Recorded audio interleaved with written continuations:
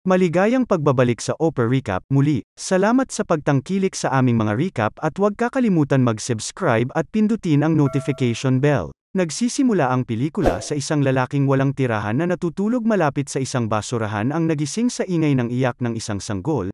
Doon ay napagtanto niya na may nag-abandona nito.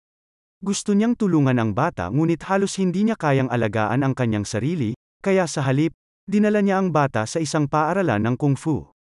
Ang master ay nagbukas ng isang libro tungkol sa kung fu na natagpuan kasama ang sanggol. Siya ay nagpasya na ang bata ay magiging isang mahusay na kung fu master sa hinaharap at tinatanggap siya bilang isang kanyang mag-aaral. Pagkalipas ng 5 taon, ang maliit na si Fang Shijia ay nalaman ang lahat tungkol sa kung fu dahil ito lang ang itinuro sa kanya bago pa siya matutong lumakad. Itinuring siya ng master na kanyang totoong anak kaya naman nalulungkot siya sa gagawin niyang desisyon. Isang gabi, sinabi niya kay Fang na kung ang isang tao ay tapat na natutunan ng sining ng kung fu, ito'y sa kalaunan ay malalaman kung paano ibalik ang oras. Sinabi niya na natupad niya ang kanyang layunin sa buhay at umaasa na gagawin din ito ni Fang. Sa sinabing iyon, pinalamig niya ang kanyang sarili hanggang sa magyelo gamit ang isang sinaunang pamamaraan ng kung fu, habang si Fang ay halos hindi maintindihan ang nangyayari. Tumakbo siya sa patay na katawan ng kanyang master na hinihiling sa kanya na muling mabuhay, at sa araw na iyon, natutunan niya ang isang mahalagang aral tungkol sa buhay at kamatayan. Pagkalipas ng ilang taon, binata na ngayon si Fang na nagtatrabaho pa rin sa paaralan ng kung fu. Ngunit sa pagkamatay ng kanyang master, hindi naging madali ang kanyang buhay dahil siya ay itinuturing bilang isang kagamitan ng mga bagong master, upang turuan ang mga mag-aaral ng kung fu. Dahil ulila na siya, walang gumagalang o nagmamahal sa kanya, at ang lahat ng ito ay tinanggap ni Fang, tulad ng pang-aabusong kinakaharap niya dahil iniisip niya na may utang na loob siya sa paaralang ito. Isang umaga, tinawag ng punong guro si Fang sa gitna upang magsagawa ng bagong pamamaraan sa kanya. Sa pagkakataong ito, nagsuot si Fang ng Shaolin Iron Vest sa ilalim ng kanyang damit para hindi maramdaman ang mga suntok ng punong guro. Ngunit nang malaman ito ng guro, si Fang ay hindi binigyan ng pagkain at pinalayas siya sa gabi. Nang walang mapupuntahan, dumaan si Fang sa tabing ilog at nagtapon ng mga lata sa basurahan upang magpalipas ng oras. Siya ay napakahusay sa pagbato na ang lahat ng mga lata ay pumapasok sa basurahan na nagpahanga sa isang matandang nanonood sa kanya na nagngangalang Wang Li. Iniisip ng matanda na ito ay madali lang at sinubukan na magtapon ng isa. Doon ay napagtanto niya na si Fang ay nag-ensayo ng maraming taon upang maging mahusay. Nang malaman ng matanda na nagugutom ang binata, inalok niya ito na kung makakapagpasok siya ng barya sa loob ng bibig nito mula sa malayo, ipinangangako niyang ililibre siya ng pagkain. Ginawa ito ni Fang nang walang kahirap-hirap na mas ikinagulat ni Wang Li. Pagkatapos ay dinala niya ang binata sa isang mamahaling 5-star restaurant na ikinatuwa ni Fang. Ngunit ang anak ni Wang Li ay nagtatrabaho pala sa kusina at kayang magdala ng pagkain para sa kanilang dalawa. Sabay nilang inenjoy ang pagkain sa likod ng restaurant. Maya-maya, pumunta ang dalawa sa isang kasino at naglaro ng darts. Pinalaro niya si Fang na may kasiguraduhan na nagpapaisip sa may-ari na nanloloko sila. Ang manager ng kasino na si Kuya Ho ay sinubukan na paalisin sila. Hindi alam na si Fang ay isang dalubhasa sa kung fu. Isang laban ang naganap kung saan madaling natalo ni Fang ang lahat ng tauhan ni Ho. Sa pagtatapos ng laban ang kasino ay nagulo, kaya upang makaganti sa mga nasira, inalam ng sadista na may-ari ng club na si Wang ang lahat ng tungkol kay Fang saka pumunta sa Kung Fu School. Binayaran niya ang prinsipal ng malaking halaga at binili ang buong lugar, pagkatapos ay dinala si Fang sa harap ng lahat at hiniling na bugbugin. Dahil hindi siya maaaring sumalungat sa utos ng punong guro, tinanggap niya ang pang-aabuso at sa huli ay pinalayas siya sa paaralan. Sa gabi ay muling pinuntahan ni Fang si Wang Li at sinabi sa kanya ang lahat ng nangyari. May naisip si Wang Li para kay Fang at tinanong siya kung kaya niyang maglaro ng basketball. Bagamat may pag-aalinlangan, desperado si Fang na gawin ang lahat para kumita ng pera.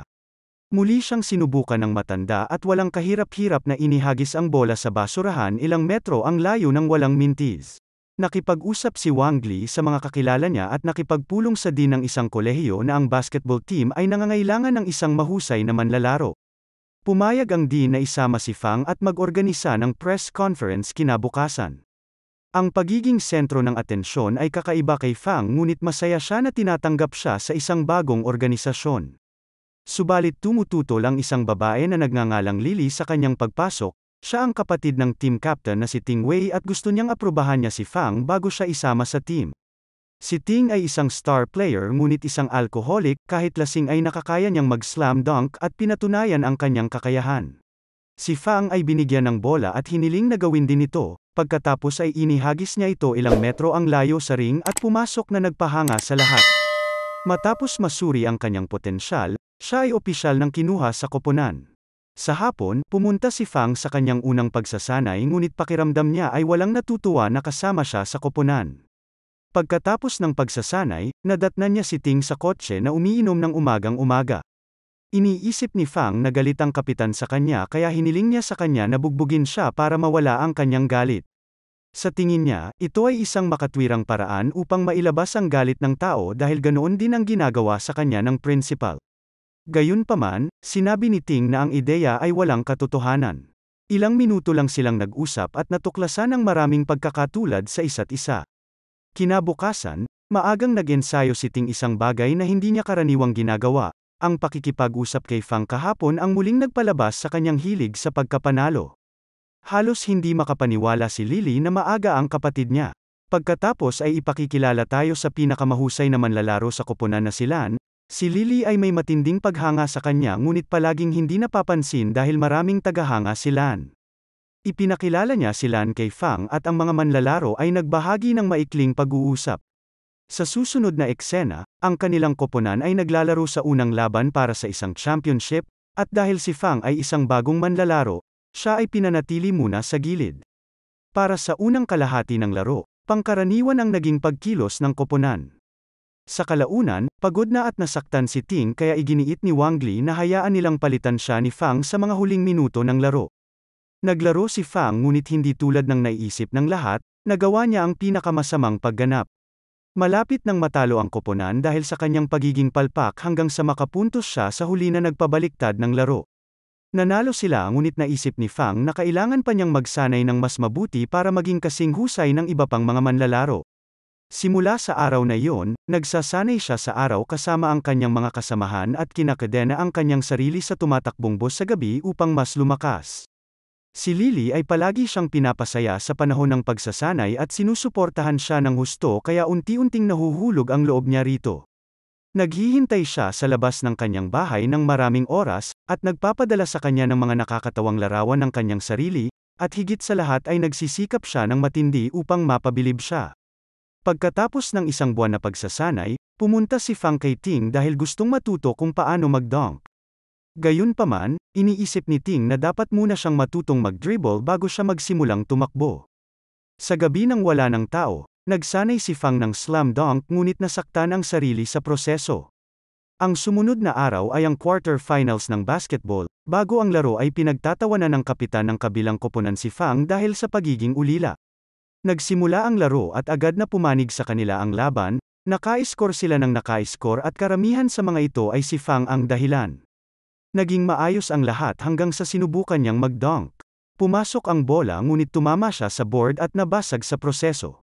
Gayunpaman, ang koponan ay nanalo pa rin sa laro, at ang mga sumunod na laban ay napanalunan din ni Fang at ng koponan. Siya ang naging bagong sumisikat na manlalaro at naging usapan ng bayan. Isang gabi, pumunta ang koponan sa isang club para magdiwang, nang nag-iisa si Fang isang lalaki mula sa isa pang basketball team na nagngangalang Lee, ang lumapit sa kanya. Ayon kay Lee, nasasayang ang potensyal ni Fang sa paglalaro ng basketball sa maling koponan. Gusto niyang sumali si Fang sa koponan ng Fireball University. Pagkatapos mag-alok sa kanya ng business card, pinuntahan ni Lee ang kanyang amo, na nagkataong ang may-ari ng kasino na bumili sa kanilang paaralan na si Wang. Si Lee pala ay dating matalik na kaibigan at kakampi ni Ting, ngunit ipinagkanulo niya ang kanilang koponan isang araw bago ang finals at sumali sa Fireball University dahil kay Wang. Naging sanhi ito ng pagkatalo ng kanilang koponan sa huling torneo na naging sanhi naman ng madalas na pag-inom ni Ting. Ang Universidad ng Fireball ay sikat sa pagnanakaw ng mahuhusay na manlalaro mula sa ibang mga universidad para sa kanilang ikabubuti, kaya naman gustong-gusto nila si Fang. Natatakot si Lily na iwan din ni Fang ang kanilang koponan tulad ni Lee, ngunit tiniyak sa kanya ni Fang na hindi siya lilipat tulad ng ginawa nito. Ito ang araw ng huling laban sa pagitan ng koponan ni Fang at ng Fireball University. Ang mga kalaban ay hindi naglalaro ng patas at nasugatan ang karamihan sa mga kakampi ni Fang. Ang mga referee ay nabili rin ni Wang, kaya walang aksyon na ginawa laban sa koponan. Ang kapitan at si Lan ay kailangang ipadala sa gilid dahil sa kanilang mga pinsala. Gayunpaman, mag-isang binigyan ni Fang ang mga kalaban ng isang mahirap na kompetisyon. Ginagamit niya ang kanyang kaalaman sa kung fu para gamitin sa kanila ang mga plano nila sa laro. Sa ngayon ang kalaban ay nangunguna ng 18, nang biglang may pumutol ng power supply sa arena dahilan para matigil ang laro. Sa sumunod na eksena, magkasama sina Wang Li at Fang sa labas ng unibersidad. Pakiramdam ni Fang ay nasa arena ang kanyang mga magulang noong huling laban ngunit wala siyang paraan para kumpirmahin ang kanyang hinala. Nang biglang dumating ang manager ng kasino na si Ho at lumapit sa kanila, lumalabas na nakipagtalo siya sa may-ari na si Wang at gusto niya itong turuan ng leksyon kaya pinutol niya ang power supply noong huling laro. Tumaya siya ng 5 milyon kay Fang at hinihimok siyang manalo sa susunod na kalahati ng laro. Gayunpaman, dahil ang karamihan sa kanyang mga kasamahan sa koponan ay nasugatan, sila ay mahihirapan. Dumating ang mga guro mula sa paaralan ng Kung Fu upang bisitahin si Fang at magbigay suporta sa kanya. Hiniling niya sa kanila na sumali sa kanyang koponan ngunit dahil ang kanilang paaralan ay pag-aari ni Wang, hindi sila papayagan.